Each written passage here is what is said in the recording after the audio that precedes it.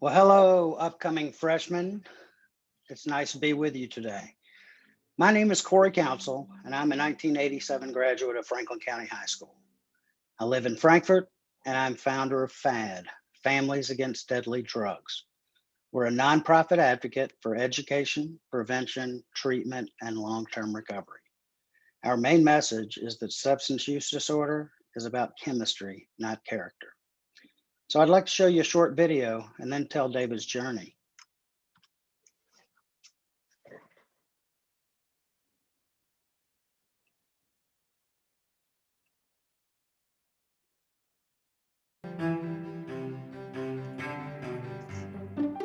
As teens, people are always telling us what we can't do. Do you ever wonder why that is? Why can't I stay up late? What could happen if I just play for 15 more minutes? Who cares if I smoke a joint every now and then? Let's face it, adults may mean well, but they can't really explain why they won't let us do this stuff. The thing is, there's actually a really cool explanation, and it has to do with our brains. From the outside, the brain of a newborn looks just like a smaller version of an adult brain, but there's a big difference. There's a ton of stuff that still needs to be programmed into a young person's brain. That's where our life experiences come in.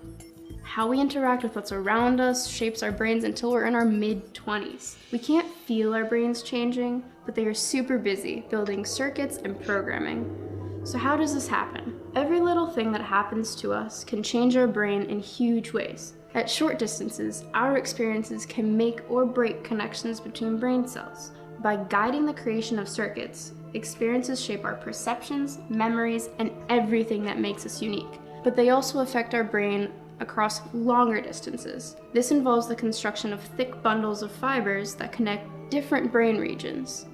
By creating this complex network, experiences help increase the brain's bandwidth, allowing it to work better and better.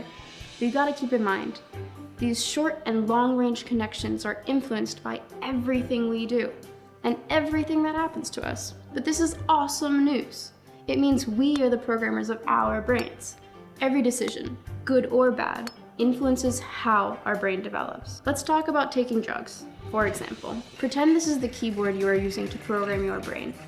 Using drugs just for fun or to get high would be like scrambling the letters on the keyboard. Now, if you scramble the letters on the keyboard after the program is written, that can lead to temporary errors or make it hard for the program to run for a while. But if you scramble the letters while the program is being written, the program can incorporate catastrophic, long-lasting glitches. This is why teens are better off without drugs.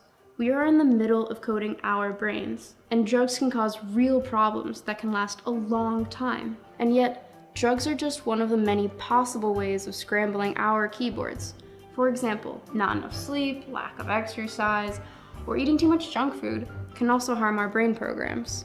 So yeah, I get it. It's annoying to be told what we can and can't do, but I would rather focus on my ability to shape my brain through smarter decisions. It turns out we have far more control than we thought. We can use this information to choose our own paths and give ourselves the best possible futures.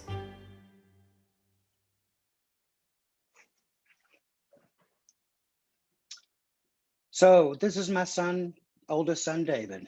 He went to Peaks Mill Elementary, Good Shepherd School, and graduated Franklin County class of 2011. So 4.5 years ago, I had not my kid syndrome. David was struggling with addiction and I didn't even know it.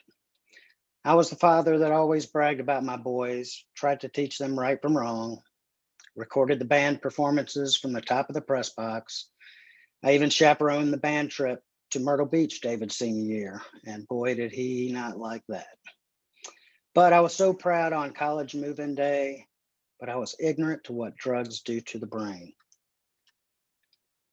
I wasn't aware of the opioid epidemic. I was uneducated about substance use disorder. I had never heard of Casey's Law. I never considered how dangerous prescription drugs were since they were ordered by a doctor. And I'd convinced myself that David knew better than to do hard drugs. Drug overdoses happen to other cities, other families, not my kid. At 11 years old, David got his black belt in Taekwondo, which teaches discipline and confidence. Early concern about drugs or alcohol? Not my kid.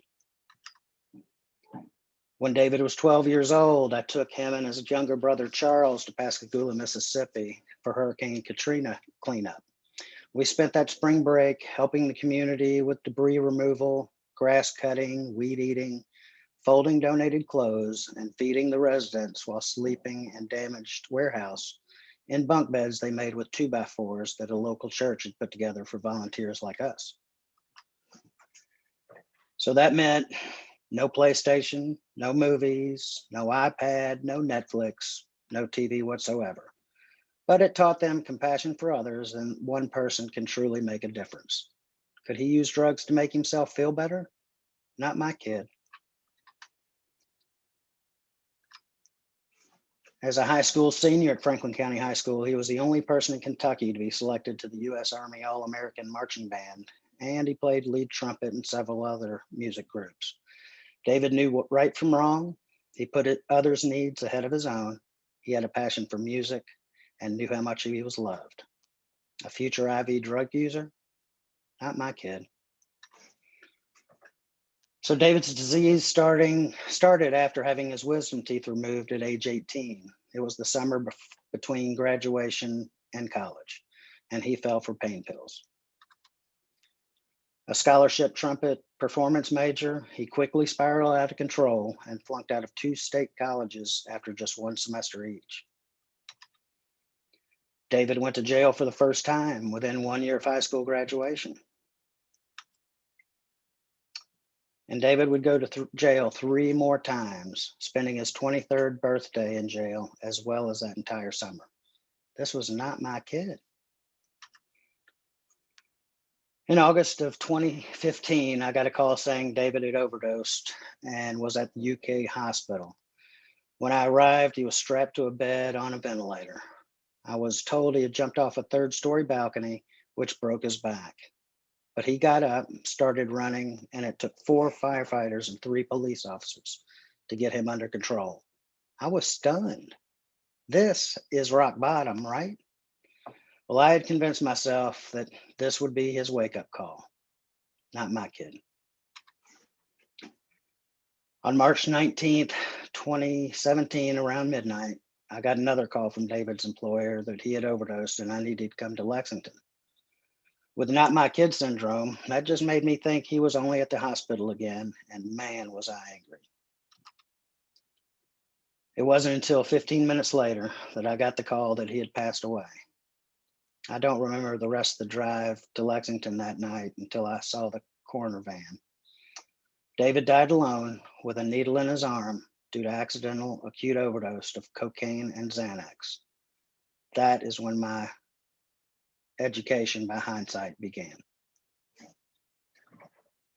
So today marks 4 years, 1 month, and 2 days, or to bereaved parents, 1,494 days of heartbreak and what ifs.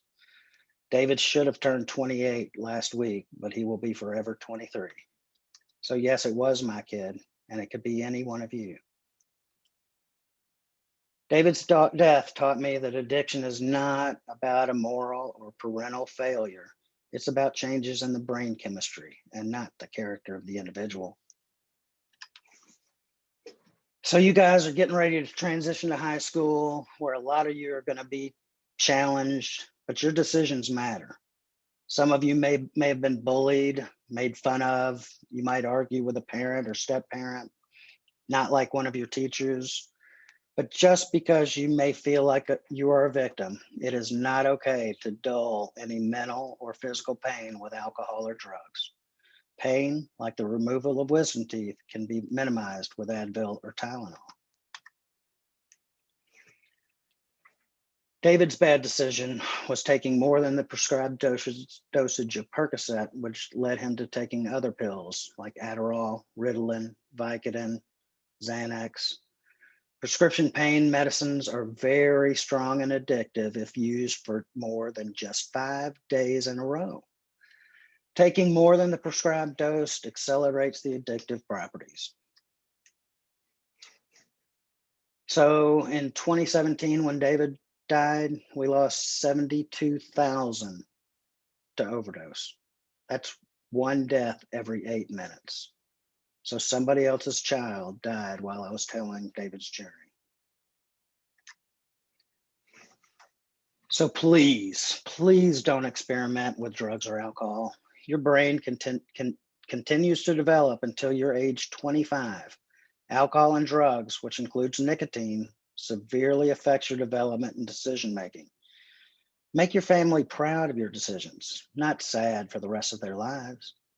I understand most of you have been mad at your parents at one time or another, and you may have done things that you would never want your family to know. Well, you can hide a lot from your parents after you turn 18, even in addiction. But after you're gone, your family's going to learn about all of it. It wasn't until David passed away that I learned he had started smoking weed and drinking alcohol at age 15, which just started changing the chemical balance in his developing brain. I also got copies of his arrest records, drug test results, which showed his growing dependence on opioids. As a society, we have been taught that medications are safe and that there's a pill to fix everything. This is not true. Under no circumstance should you take a pill not prescribed to you. It could be a death sentence. David passed away less than 5 years from the beginning of his so-called experimentation with prescription pills. So substance use disorder is defined as the persistent use of drugs, including alcohol, despite substantial negative consequences. This is caused by changes in the chemistry of the brain. Let's watch another quick video.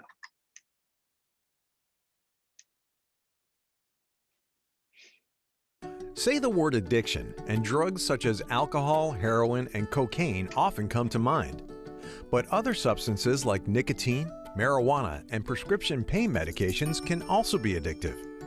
So can certain activities such as gambling and sex.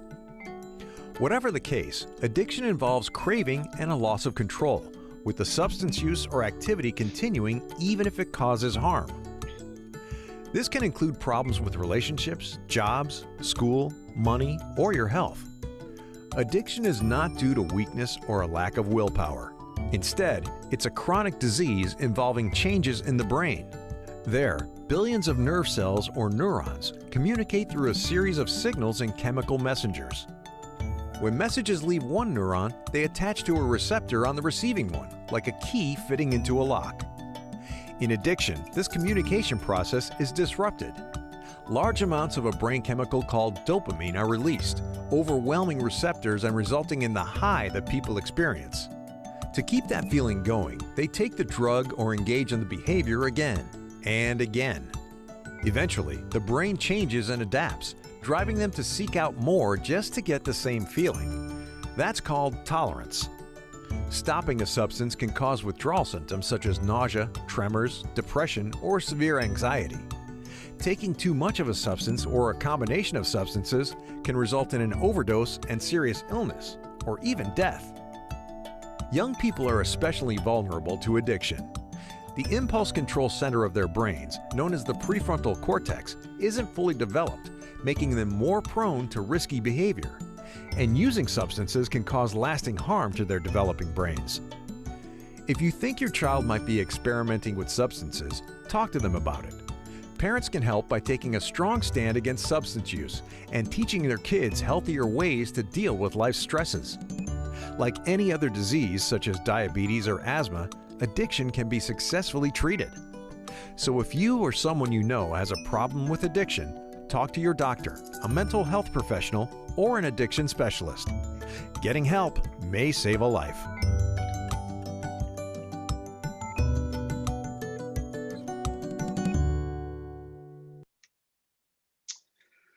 So, whether you have a relative or friend with substance use disorder, there are plenty of resources to help. Casey's Law provides a means of intervening with someone over age 18 who is unable to recognize his or her need for treatment due to their impairment. So this law allows parents, relatives, and even friends to petition the court for treatment on behalf of the substance abuse impaired person. There's the Angel program. that began helping those with substance use disorder in 2017 at the Georgetown Police Department, and in April of 2020 at the Frankfort Police Department. It seeks to change the way law enforcement deals with substance use disorder and provides a chance of recovery without arrest. I work with both departments as a part of PARI, Police Assisted Addiction Recovery Initiative. My last point is this. So I want you to close your eyes, take a minute to think about your current possessions. David left for college with 2 trumpets, a piccolo trumpet, a flugelhorn, laptop computer, refrigerator, PlayStation, sound system, guitar. I can go on and on.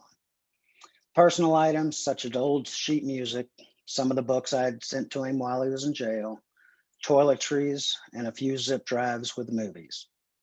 That's all I was left with. No trumpets or any other items of value. Everything he had, he pawned for drugs. So I beg you, please don't become a statistic in the drug epidemic. You're loved more than you know. And without you, every holiday, birthday, and yes, date of death or anniversary will be like a prison sentence for your parents and the rest of your family. So please make the right decisions and never be afraid to ask for help, because life is too short. So here's my last video for you, and this one I hope is very eye-opening.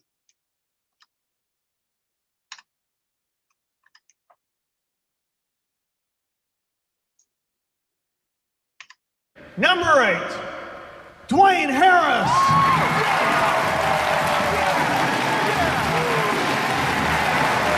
Wow.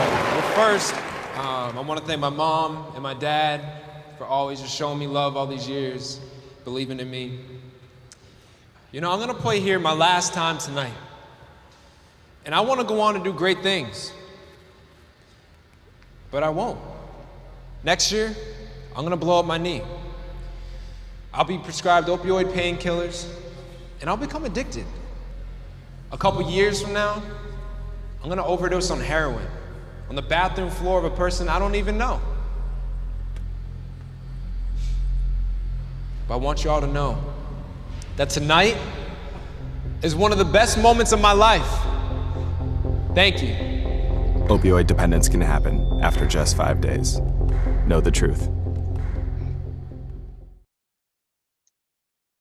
So please don't be that guy or my son, David. So I appreciate your time and attention to this very important topic. COVID-19 has disrupted all of our lives and has marked a significant increase in overdose deaths this past year. Frankfort has seen a 50% increase in 2020, while Georgetown had an increase of 141%. One of today's main causes of overdose deaths is fentanyl, which is 100 times more potent than morphine. Dealers are adding this poison to everything from cocaine to meth, fake pain pills, and even marijuana. So another huge reason to never take a pill given to you. You don't know what's in it. Please feel free to contact me if you have any questions or need support for yourself or a family member. Thank you very much.